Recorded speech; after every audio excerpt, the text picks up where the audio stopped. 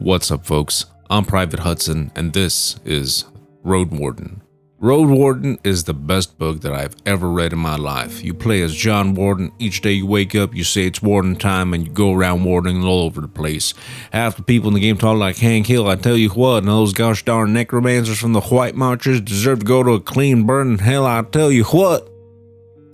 Sorry, that was a joke. I'm experiencing possible brain damage from binge playing this game 10 hours a day for 4 days straight. That's right, I clocked in 40 hours in 4 days, and I beat it twice during that time. The first day that I beat it, I stayed up till 3 a.m. and showed up to work on 3 hours of sleep because that was during a work day. Good decision. Coming from a channel that usually has critical opinions on most games, this should be a telling sign of Roadwarden's quality. Now, I don't think this is going to be a very interesting or entertaining video because Roadwarden is pretty much a choose-your-own-adventure book.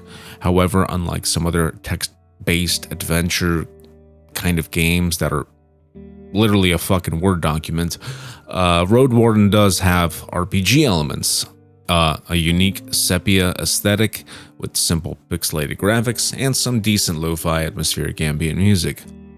But yes, this review is basically going to be me talking over pages and pages of text. Let's start with the basics. What is a road warden? A road warden is a person who maintains the roads between villages, makes sure they're traversable, clears them of monsters, protects travelers, and befriends the locals. Think of him as like a witcher, but without any mutations or enhanced powers.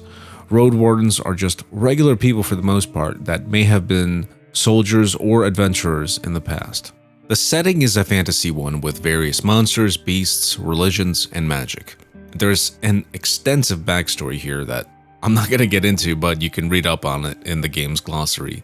The game takes place in an area known as the Northern Peninsula. It's largely isolated from the rest of the world. Information on this area is scarce. Most travelers who come here do not come back. There are a few villages here, though, that are populated by people, but most of the area is wild with monsters. The Merchants Guild sends you here for the purpose of establishing communications with the villages and, like all good-intentioned capitalists, convince the locals to join a trade partnership. The guild can provide the peninsula with soldiers to maintain the roads while the villages pay taxes, of course, and get access to potentially resources that they do not have available in the area. This is your main task. You have 40 days to accomplish said task. Your other task is to figure out what happened to the previous road warden, Asterion. He's been missing for months and no one has heard of him. To make matters worse, the sole military outpost that sits at the entrance to the peninsula is just down to 2 soldiers, as the others have died to beast and bandit attacks. There are many different characters in the road warden. They all have their own motivations and desires. Some may want to be friendly to you, others standoffish. Some may welcome folks like you from the city, while others want to be self-sufficient and isolated.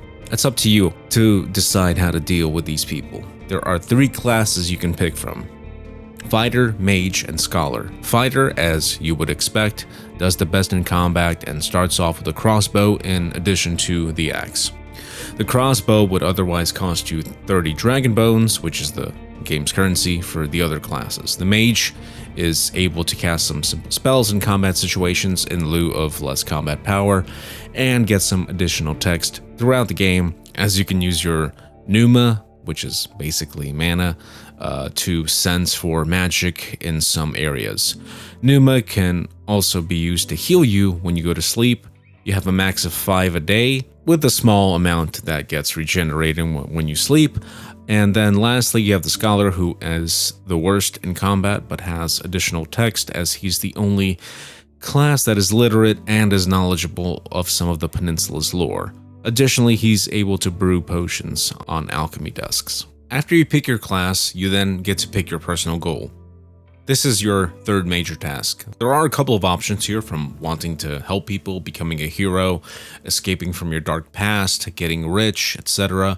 Finally, you can choose a religion or lack of one. On my first playthrough, I played as an atheist scholar, and I don't recommend going that route. While you can eventually grind up all the characters to be as good as the fighter in combat, doing so requires actually being successful in combat encounters to begin with. With the Scholar, that will take sheer luck. And with the game's brutal start, you'll spend the tiny amount of bones you have with you, mostly for repairing armor, washing yourself up so you don't look like a vagrant, and sleeping in inns to recuperate your health.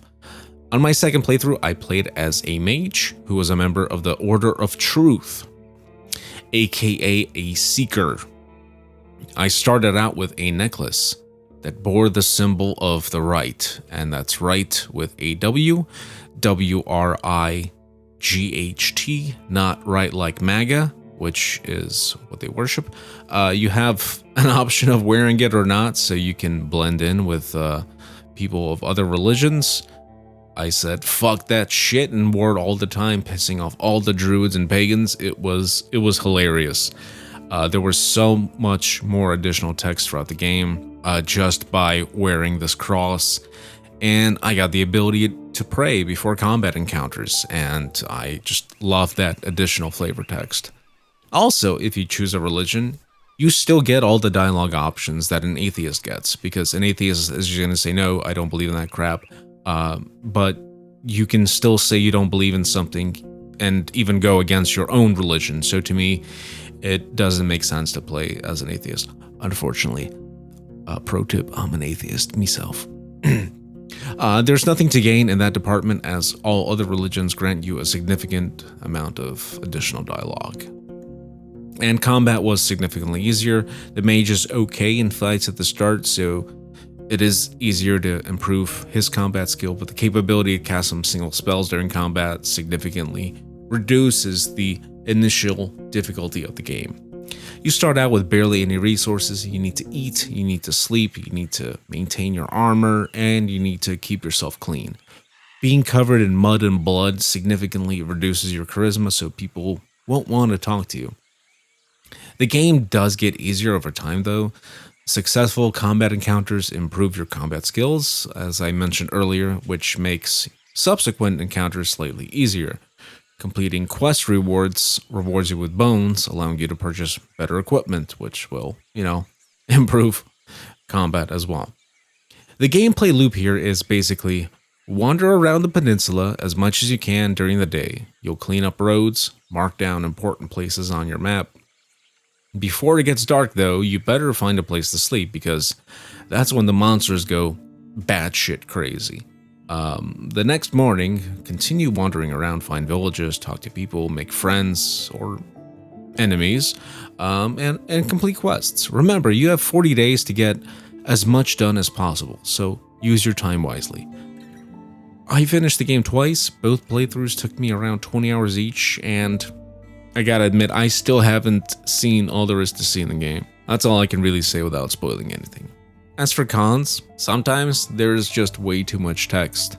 Like if I'm in a mine or a cavern, I don't need 2 essays worth of text to describe how each rock looks to me, Please, this is just unnecessary and makes subsequent playthroughs a little frustrating, as you don't know whether your new class or religion will add something new, will introduce some new flavor dialogue or something along those lines.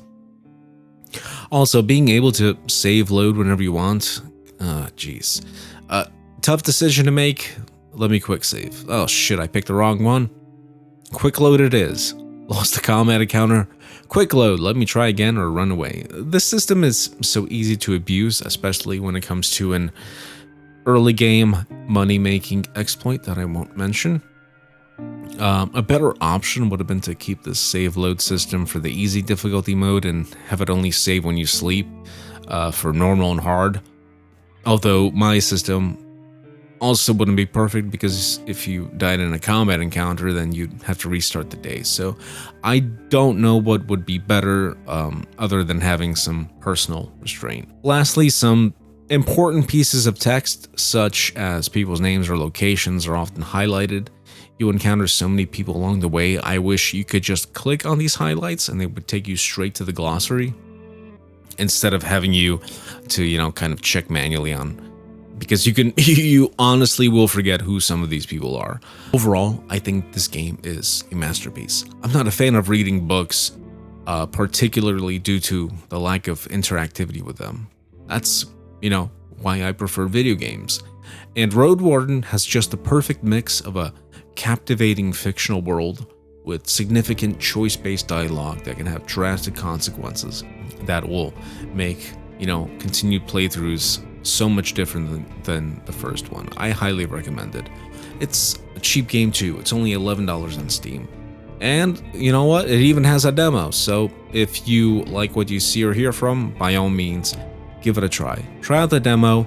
I know this game is not for everyone, but if the demo kind of offers you type of experience that you enjoy, then by all means, go ahead and purchase the game. I'm Private Hudson. I'll see you folks next time.